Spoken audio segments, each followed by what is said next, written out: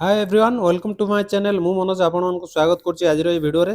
तो चलंतु आमे डिस्कशन करबा जेमति कि थंबनेल दिया जायछि देखि परथे आपण माने ओ ट्रिपल एससी रो रिजल्ट आसीबा को जाउछि जहा तार अपडेट अछि कोन अछि नाही आमे से विषय आज देखिबा।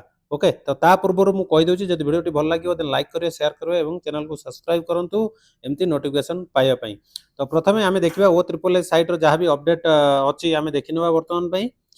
वर्तमान पई मु टिके पूर्व खोलुथली तो साइट खोलु नथला तो मते लागिला कि किछिटा अपडेट हबो जहा मोर थिंकिंग थिला। ओके किंतु वर्तमान पई मु एबे ओपन करछि देखंतु साइट बराबर खोली जाइछि किंतु किछि भी अपलोड हेई नाही। टिके अगर मु खोलुतली 5-6 टाइम्स मु ट्राई करछि। ओके बट खोलु नथला एबे देखंतु खोली सारिछि मु भाबिली किछिटा अपडेट देइथिबो किंतु देइनी। आमे तथापि चेक करनवा रिक्रुटमेंट कैलेंडर ऊपर जदि बा से किछि डेट देइ थाइ पारे केबे कोन आसीओ बोली देखंतु एटी भी से जुलाई 2024 लिखिछि ता माने आपण माने एउडू जानथे ओ ट्रिपल एस रो जो अपडेट अछि सेटा होछि जुलाई 2024 वर्तमान पई माने एई मासरे आसीबार अछि तार। ओके फिजिकल पई जदि आसीला रिजल्ट तो आपण माने प्रिपेयर जे माने हेइथिबे ते माने आउटे टाइम मिलिबो जेते दिन गैप थिबो फिजिकल पई तो करनेबे आ जे मानकर टाइम नथिबो जेते दिन फिजिकल पई गैप थिबो सेते दिन भितरे आपण माने चाहिबे टिके मेहनत करिवा पई। ओके ओके तो आमे जिबा नेक्स्ट स्टेप को। नेक्स्ट स्टेप कोन अछि आपण मानकर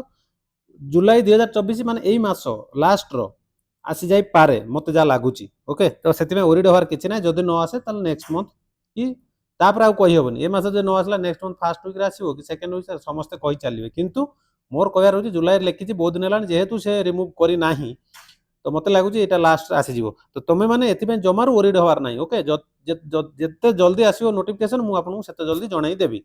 ओके तो आपण माने से सबु ओरिड न करी आपण माने फिजिकल रे मन दियंतु जे मानकर मार्क भलो फिजिकल मन दियंतु जे मानकर खराब हेची बोली भाबुचंती तो से माने नेक्स्ट एग्जाम पई प्रिपेयर होंतु। नेक्स्ट एग्जाम कोन अछि मु आपण माने पई एठी देखे दोछि आपण माने खाली ओरिड होउछ एठी देखंतु एठी देखंतु केते पोस्ट अछि देखंतु एठी 559 827 686 498 325 RI ARY amino ICDS supervisor SFS. Okay तो बहुत सारा पोस्ट अछि अगस्त सेप्टेम्बर एटा भी लिखिछि रिमूव हेनी तो मते लागु तार एग्जाम अछि आ अल्प दिन रहिला एग्जाम। ओके तो ये थिला आपनकर अपडेट तो आपण माने बहुत जल्दी प्रिपेयर करंतु निजको। ओके निजको प्रूव कर देखंतु you want for succeed I want for also succeed. Okay so don't waste your time just focus your future. तो समस्ते हार्डवर्क करो। ओके हार्डवर्क कले निश्चित आपण मानक फल मिलिबो। ओके आपण मान खाली हार्डवर्क करि चलो। Okay without hard work you cannot get anything। okay so try to understand what I'm saying that is very very important for your life। okay so you should think before you are doing anything you should think first of all what to do what not to do after all you can do anything as well as you feel good। Okay so देखो ये आपनकर जहाँ भी आपनकर update थिला ओ triple SC रो मु आपन मानू देखे देली बाकी आपन मानकर रिजल्ट आसिले मु आज जणाई देबी जदि आसीगला संध्या बेला सुधा। ओके जदि न आसिला त लागुची मते लागुची एई मास सुधा आसी जीवो लास्ट आड़ को। ओके तो आपन फिजिकल जहाँ भी टाइम मिलुची टिके टिके फिजिकल करथांतु ता सहित ओके कोन करथांतु कि पढ़ा पढ़ी भी चल थाउ।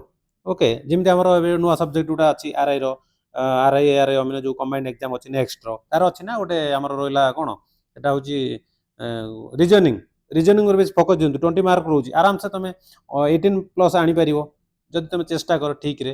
ओके ता माने आपण माने चेष्टा करंतु विदाउट चेष्टा रे आपण माने you can not do anything. Okay without trying so देखंतु जोडा भल लागि आपण करू मोर जहा सजेशन दबार थिला आपण मानको मु देई सारछि I have already given you my opinion. Okay बाकी तुमर टर्न हेबे तुमे कोन करछो करो। ओके तो नेक्स्ट जहाँ भी अपडेट आसे मु आपण जणाई देबी जदि वीडियो टी भल लागितो जदि आपण मोटिवेट मिलितो देन कमेंट माध्यम मते जणाइबे एवं चैनल जदि नुवा अछन चैनल को सब्सक्राइब करंतु लाइक करंतु शेयर करंतु एवं ऑल को ऑल नोटिफिकेशन ऑन कर रखतांतु जहाँ भी मु अपडेट आसे मु आपण जणाई देबी संगे संगे आपण माने पाई परिबे। ओके तो रहिली जय जगन्नाथ।